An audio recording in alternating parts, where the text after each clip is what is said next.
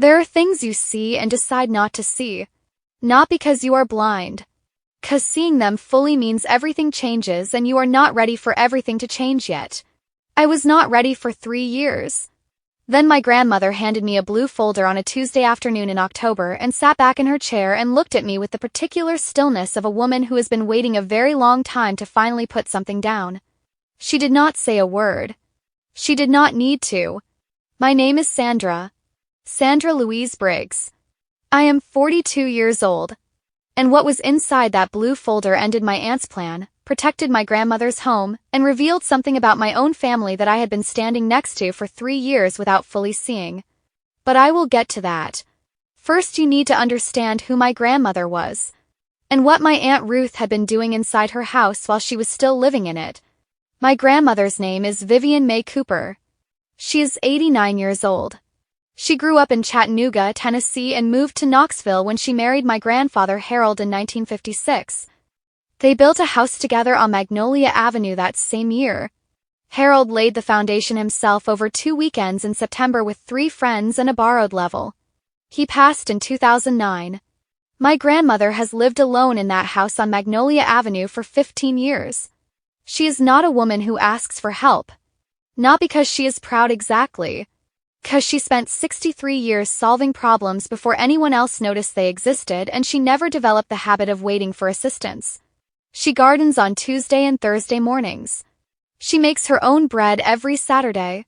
She reads 2 newspapers and has opinions about both of them. Her mind is completely intact. Her body is slower than it was. That slowness was what my Aunt Ruth had been watching for 4 years.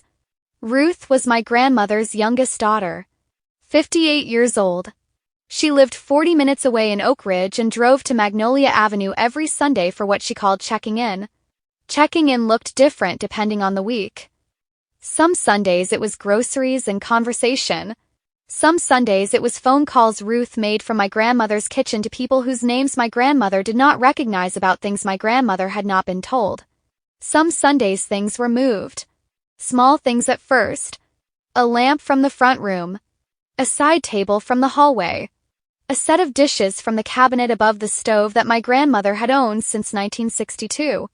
My grandmother noticed. She did not say anything. She had been watching Ruth the way you watch weather when you are not yet sure what it is building toward. I did not know any of this until the blue folder.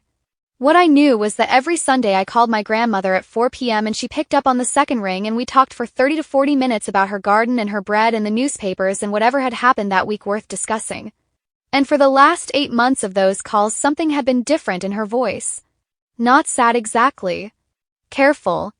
The particular carefulness of a woman who was measuring what she said because she had decided she was not yet ready to say the rest of it. I had noticed. I had told myself I was imagining it. Then she called me on a Tuesday morning in October at 8:43 a.m., which was not our time and not our day, and said 4 words. Sandra. Come this week. I was in Nashville. 3 hours away. I rearranged 2 days of work and drove to Knoxville on Thursday morning and arrived at the house on Magnolia Avenue at 11:17 a.m. My grandmother was in her chair by the front window. The one she had sat in every morning since Harold passed. The light came through the glass and landed on her the way afternoon light lands on things that have been in the same place long enough to belong there. She looked at me when I walked in. She reached beside her chair. She handed me the blue folder. She said nothing. Just pointed at the chair across from her. I sat down. I opened the folder. And I understood in the first 4 pages why her voice had been careful for 8 months. First page was a bank statement. My grandmother's checking account at First Tennessee Bank. 12 months of transactions. I started at the top and read down slowly the way you read something when you are hoping you are misunderstanding it. Withdrawals. Regular. Every 2 to 3 weeks. Amounts between $800 and $2,400. 41 transactions over 12 months. Total withdrawn $47,300. Payee on every single one was listed as Cooper Family Management LLC. I had never heard of Cooper Family Management LLC. I looked up from the page. My grandmother was watching me with the stillness of a woman who had been carrying this alone for 8 months and was finally watching someone else pick it up. I said, "Grandma, what is Cooper Family Management?" She reached over and turned to page 3 without a word. Page 3 was a business registration document from the Tennessee Secretary of State. Cooper Family Management, LLC. Registered 14 months ago. Registered agent and sole member, Ruth and Cooper. My Aunt Ruth. Ruth had created a company in my grandmother's name and had been withdrawing my grandmother's money into it for over a year. I turned to page 4. A property assessment. The house on Magnolia Avenue. Current market value $387,000. At the bottom of the page in Ruth's handwriting, a note. Memory care deposit estimate $8,500 monthly. House proceeds cover approximately 3.8 years. She had been calculating how long my grandmother's house would pay for a memory care facility. A facility my grandmother did not need and had not agreed to. I closed the folder. I looked at my grandmother. 89 years old. Completely present. Both hands folded in her lap. The light from the front window on her face. The chair she had sat in every morning since Harold passed. She said, "Ruth thinks I do not understand what she is doing." Her voice was the same voice that had read me bedtime stories when I was 4. Completely steady. Completely clear. She said, "I understand exactly what she is doing." I said, "Grandma, how long have you known?" 14 months. Since 2 weeks after Ruth registered that LLC. A letter had come to the house addressed to Cooper Family Management. My grandmother had opened it because her name was on it. She had read it. She had understood it. And she had said nothing to Ruth. She had started collecting documents instead. Every bank statement. Every withdrawal notification. Every piece of paper that came through that front door related to her finances she had put in the blue folder. 14 months of evidence collected by an 89-year-old woman sitting in a chair by a window letting her daughter believe she did not understand what was happening. I said, "Grandma, why didn't you call me sooner?"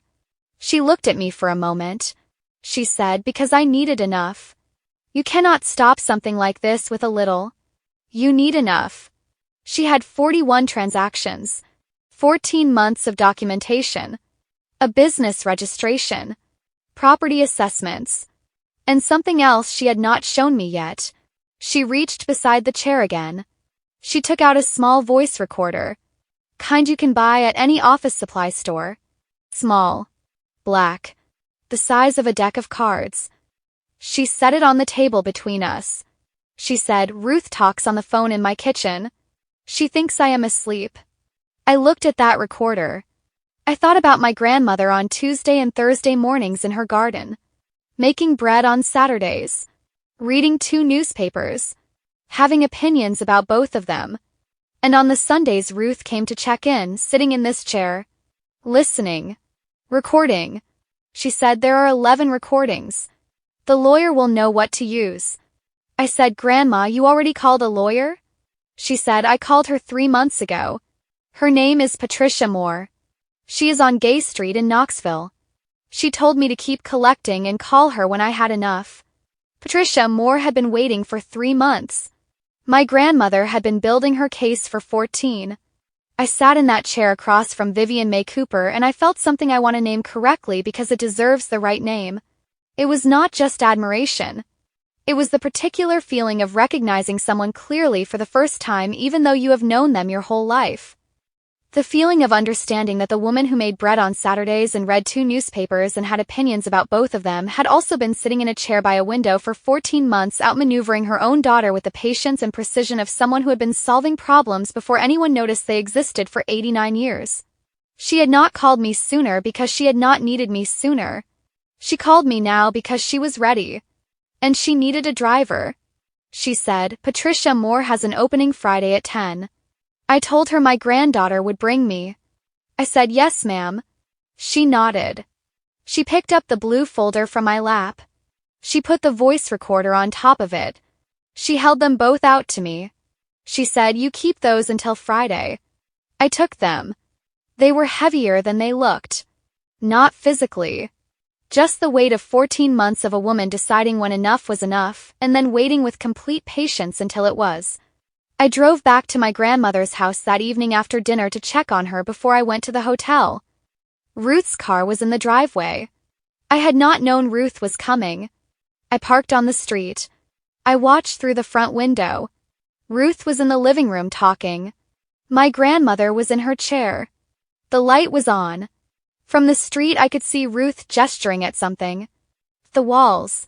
The furniture. The way you gesture when you are explaining a plan. My grandmother sat completely still. Listening. Collecting. I sat in my car on Magnolia Avenue for 11 minutes. Then I drove to the hotel.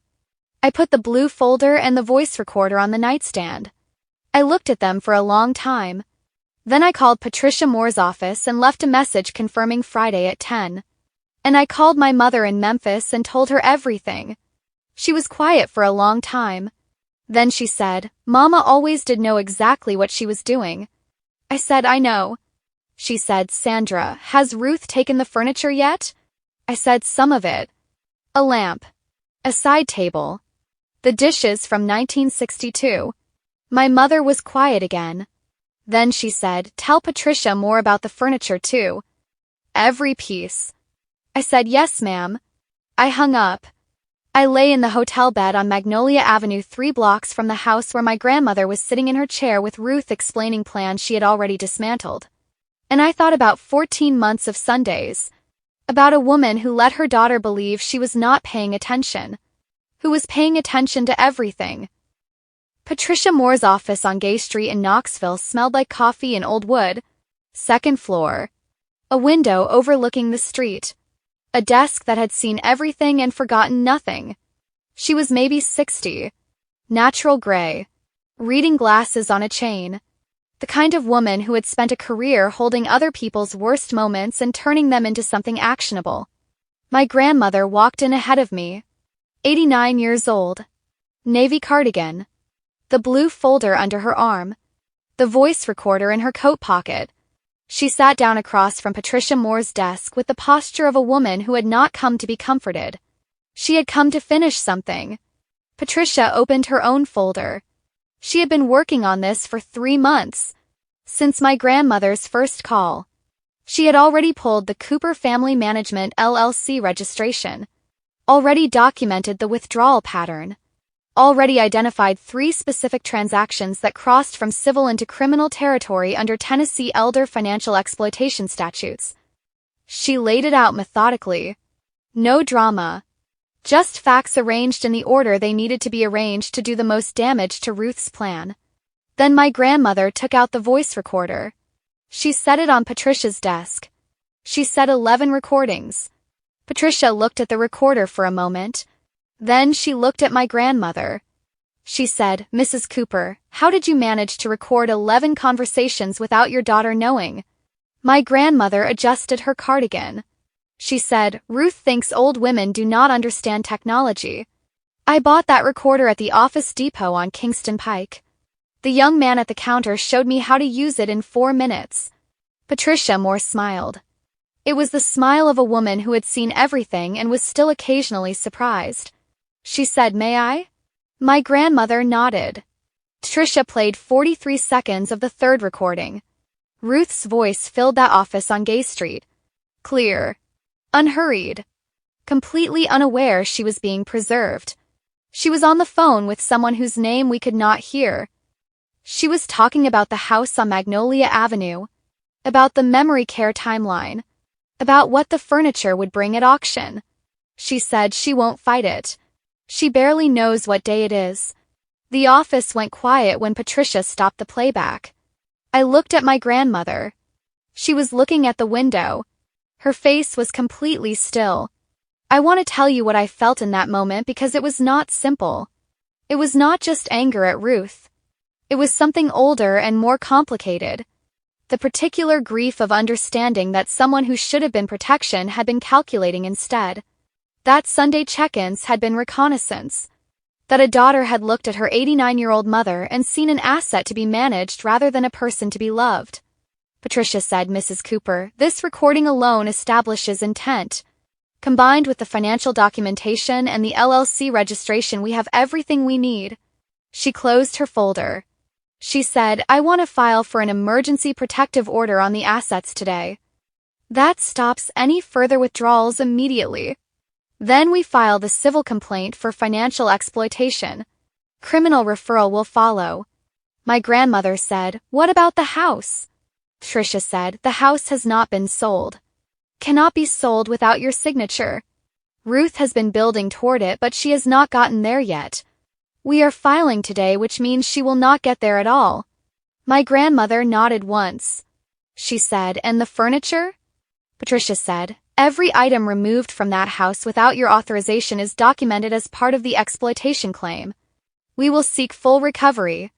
My grandmother looked at Patricia for a long moment. Then she said, the dishes from 1962. Harold gave me those for our anniversary. I would like those back specifically. Tricia wrote it down. She said, I will make a note. We will make it part of the recovery demand. My grandmother folded her hands in her lap. She said, good. Let's proceed. We were in Patricia's office for 2 hours and 14 minutes. My grandmother did not waver once.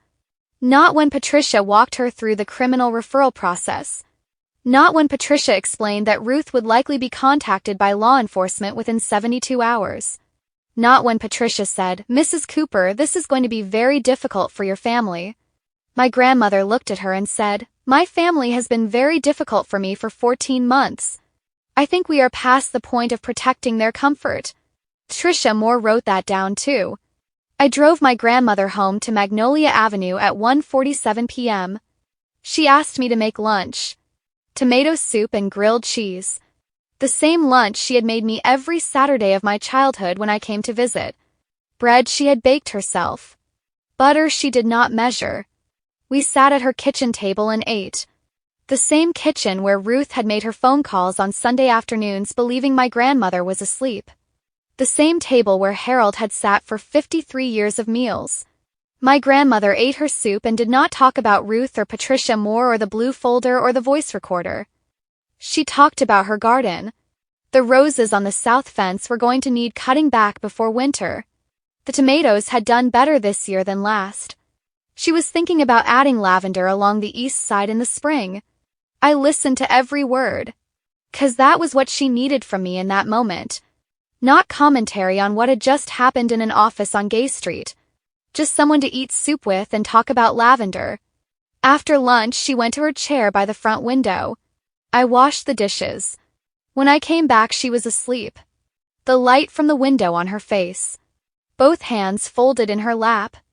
The blue folder on the table beside her where she had set it when we came in.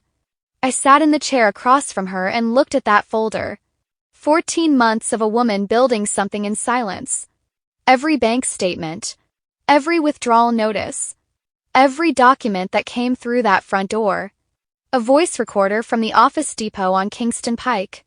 11 Sundays. She barely knows what day it is. Ruth had been wrong about a great many things, but she had been most wrong about that. Ruth came on Sunday. Same time she always came. 2:15 p.m. Her white Buick in the driveway. Her key in the door. The particular way she moved through that house that had never been hers, like she was already taking inventory. I was sitting in the kitchen when she walked in. She did not expect me. She stopped in the doorway. Her face went through 3 things in under 2 seconds. Surprise. Calculation. Something that tried to become warmth but did not quite get there. She said, Sandra, I didn't know you were coming this weekend. She set her bag on the counter. The same counter where she had made her phone calls on Sunday afternoons while my grandmother sat in her chair. I said, I know you didn't. My grandmother was in her chair by the window. She did not turn around when Ruth came in. She kept her eyes on whatever was outside on Magnolia Avenue. The particular stillness of a woman who had already decided how this afternoon was going to go.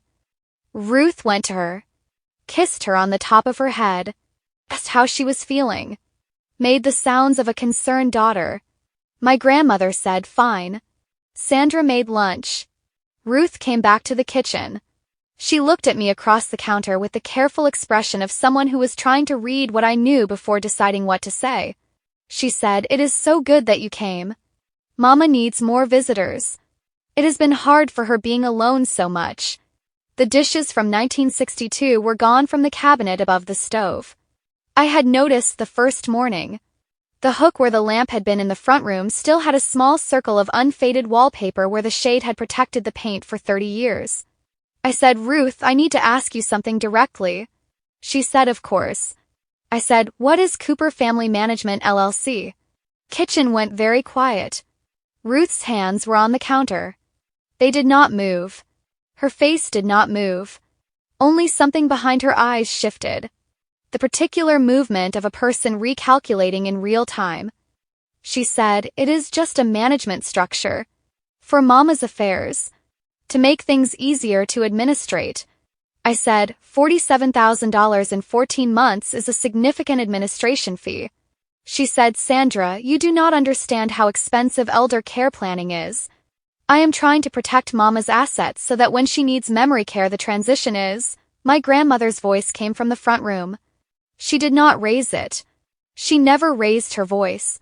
She said, "Ruth, come sit down." Something in those 4 words. The tone of a woman who had been waiting 14 months to say them and had finally arrived at the moment she had been building toward. Ruth went to the front room. I followed. My grandmother was still in her chair by the window, her hands folded in her lap, the blue folder on the table beside her. Ruth looked at the folder. I watched her look at it.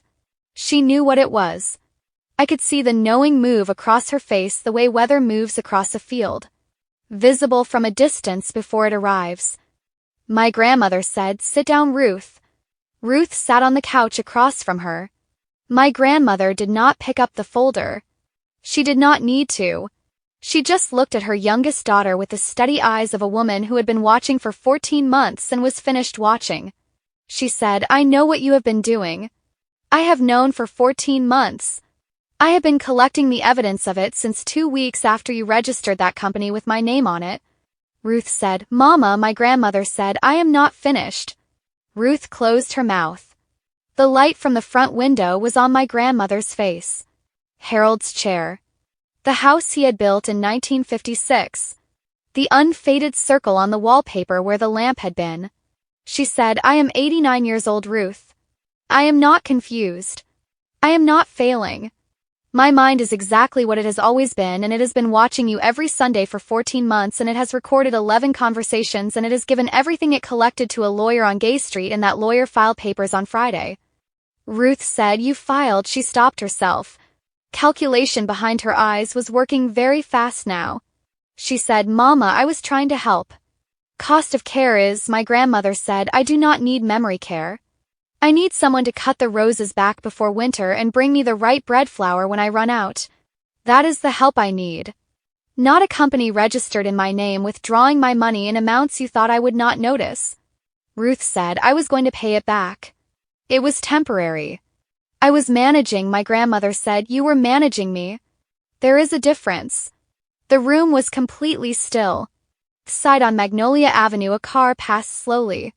Ruth looked at me. Her eyes were wet now. The particular wet of someone who is not yet sure whether they are crying from remorse or from the shock of being seen. I did not say anything. This was not my moment. This was my grandmother's moment. 14 months in the building. I was just a witness. Ruth looked back at her mother. She said, "Mama, I am sorry." "I did not think of it as," my grandmother said. "I know how you thought of it. I heard you say it on the phone. She barely knows what day it is." Those were your words, Ruth. About me. In my kitchen. On my phone. Ruth put her face in her hands. My grandmother watched her. Not coldly, but without moving toward her either. She said, "Patricia Moore will be in contact with your attorney this week. The money will be returned. Every dollar. The furniture will be returned. The dishes from 1962 specifically. Harold gave me those and I want them back." Ruth said, "Yes. Of course. Whatever you need." My grandmother said, "What I need is for you to understand something." Ruth looked up. My grandmother said, "I am not angry at you for needing money. I am not angry at you for being afraid of what happens as I get older. Those are human things. What I am angry at is that you looked at me and decided I was already gone. That you stopped seeing me as a person and started seeing me as a problem to be managed before it became inconvenient." The room was very quiet. Ruth said, "I am so sorry, Mama." My grandmother looked at her for a long moment.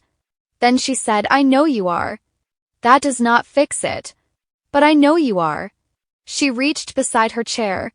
She picked up the blue folder. She held it for a moment. Then she set it on the table between them. She said, "Patricia Moore has everything she needs. What happens next depends on you. Whether you cooperate fully. Whether you return everything. Whether you choose to be my daughter instead of my administrator." Ruth nodded. She could not speak. My grandmother adjusted her cardigan. She said, "Sandra, would you make tea?" I went to the kitchen. I filled the kettle. I stood at the stove and listened to the house settle around me the way old houses settle. The particular sounds of a structure that has been standing since 1956 and intends to keep standing. Through the doorway I could see my grandmother in her chair. Ruth on the couch across from her. Neither of them speaking. Just sitting. The way families sit sometimes when the words are finished and what is left is just the fact of each other. The kettle boiled. I made 3 cups. I carried them in on a tray. My grandmother took hers without looking up. I sat in the chair beside the door. And we drank tea in the front room on Magnolia Avenue while the October afternoon did what October afternoons do in Knoxville. Slowly. Quietly. Coming something else. The criminal referral went to the Knox County District Attorney's Office on a Monday morning. Patricia Moore filed it herself. 3 counts of financial exploitation of a vulnerable adult under Tennessee Code 716120. The withdrawals. The LLC. The recorded conversations. Ruth's attorney called Patricia's office within 4 hours of receiving the notification. Full cooperation. Full restitution. Everything returned. The dishes from 1962 came back on a Wednesday afternoon in November. Ruth carried them in herself. Set them on the kitchen counter one by one. Did not say anything while she did it. Just set them down carefully the way you set down something you understand now that you did not understand before. My grandmother watched from her chair. When Ruth was finished, she stood in the kitchen doorway. She said, "Mama, I know this is not enough. I know sorry is not enough. But I am going to spend whatever time you have left being the daughter you deserve the whole time." My grandmother looked at her for a long moment. The light from the front window. Harold's chair. The dishes back above the stove exactly where they belonged. She said, "Then start next Sunday. Come at 2. Bring the right bread flour. I am running low." Ruth nodded. She left. I stood at the kitchen counter after she was gone, running my hand along the edge of one of those dishes. White with a small blue flower on the rim. The same pattern I had eaten from every Saturday of my childhood. My grandmother said, "Your grandfather picked those out himself. He drove 40 minutes to a shop in Maryville because he had seen the pattern in a magazine and thought I would like it." She said it the way she said things that mattered. Without sentimentality. Just the fact of it laid down carefully. I said he was right. She said he usually was. He just never made a fuss about it. The civil case settled 4 months later. Full restitution. $47,300 returned to my grandmother's checking account. Cooper Family Management LLC dissolved. Ruth's name removed from every document connected to my grandmother's finances. Patricia Moore called me on the day the settlement was finalized. She said, "Sandra, I have been practicing family law for 26 years. I have seen a lot of financial exploitation cases. Most of them we catch too late. The money is gone. The damage is done." She paused. She said, "Your grandmother is the only client I have ever had who built her own case before she called me. Complete documentation. 11 recordings. Every transaction flagged and dated. She gave me everything I needed before I knew I needed it.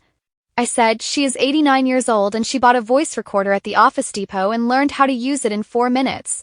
Tricia said, I know. I think about that regularly. She said, tell her something for me. Tell her she is remarkable. I told her the next Sunday when I drove up from Nashville to have lunch. Tomato soup. Grilled cheese. Bread she had made herself. She listened to what Patricia said. She adjusted her cardigan. She said, Patricia is a good lawyer. But remarkable is a strong word. I just paid attention. That is all I did. I paid attention when everyone assumed I was not. She picked up her soup spoon. She said, that is the advantage of being 89. People underestimate you. And an underestimated woman with a voice recorder and 14 months of patience is a very dangerous thing. I laughed. She almost smiled. The blue folder lives in my grandmother's desk now. Second drawer. Right side. Exactly where she put it after the settlement was finalized. She does not take it out. She does not need to. Did what it was built to do. I visit every month now. First weekend. I drive up from Nashville on Friday evening and I leave Sunday afternoon, and in between we do what we have always done. She gardens on Saturday morning while I drink coffee on the back steps and watch. She makes bread. We eat at the kitchen table under the dishes Harold drove 40 minutes to Maryville to find because he had seen the pattern in a magazine and thought she would like it. We talk about the roses and the lavender she planted along the east side in the spring and the 2 newspapers she reads and has opinions about. Ruth comes on Sundays. She brings the right bread flour. She has not missed a Sunday in 7 months. It is not fixed. Some things that break do not fix completely. They mend. The way my grandmother mended things her whole life. Carefully. Without pretending the damage was not there. Just working with what remained until it held. Last month I found her in the workshop off the back of the garage going through a box of Harold's tools. She was 89 years old, sitting on a low stool with a box of her dead husband's tools in her lap, picking each one up and setting it down. I stood in the doorway and watched her for a moment before she heard me. She did not look sad. She looked like a woman doing exactly what she intended to do. She heard me and looked up. She said, I am deciding which ones Ruth's boy might want. He is 12 now. Old enough to learn something useful. I sat down on the floor beside her. We went through the box together. Harold's tools. The ones he had used to build this house in 1956 with 2 friends and a dog named Duke who contributed nothing structural. My grandmother held up a level. She said, he used this on the foundation. He checked it 17 times. I counted. He said if you get the foundation right, everything else follows. She turned it over in her hands. The bubble settled in the center. Level. She handed it to me. She said, you keep that one. I looked at it. A level from 1956. A man I never knew who checked his foundation 17 times because he understood that everything else follows from getting it right. I said, Grandma, are you all right? After everything. Are you truly all right? She took the level back from me. She looked at the bubble. She said, Sandra, I am 89 years old. I have been all right through things that would have finished other people. This was not the worst of them. It was just the most recent. She put the level back in the box. She said, what I know is this. Ruth made a mistake. A serious one. And she is paying for it the right way. And I am still in this house. Still in Harold's chair. Still making my bread on Saturdays. Still reading my newspapers. She looked at me. She said, nobody managed me out of my own life. I paid attention and I used what I had and I did not panic. That is all. She stood up from the stool slowly. She handed me the box. She said, bring that inside. It is getting cold. I carried Harold's tools inside. She followed me through the back door into the kitchen. The dishes above the stove. Blue flowers on white rims. 40 minutes to Maryville because he had seen them in a magazine. The blue folder in the second drawer of the desk. The voice recorder from the Office Depot on Kingston Pike. 11 Sundays of sitting in Harold's chair paying attention while her daughter made plans in her kitchen. Vivian May Cooper. 89 years old. the most dangerous thing in any room she had ever entered. Not because she was loud. Not because she was dramatic. 'Cause she paid attention. And she was patient. And she knew that an underestimated woman with enough time and the right folder is not a woman anyone should have underestimated. I did not do it for revenge. She did not do it for revenge. She did it because of who she was. Because of who Harold had built this house for in 1956. A woman who checks the foundations 17 times. Because if you get that right, everything else follows. Drop a comment right now and tell me, what time is it where you are tonight? And tell me, do you have a Vivian in your life? A woman who sees everything and says nothing until exactly the right moment? Tell me who she is. 'Cause the world needs to know these women exist. If this story moved you, if you felt those dishes coming back or that voice recorder or Harold's level in the workshop, share this with someone who needs to hear it today. Subscribe to Honor Unveiled. We will see you in the next one.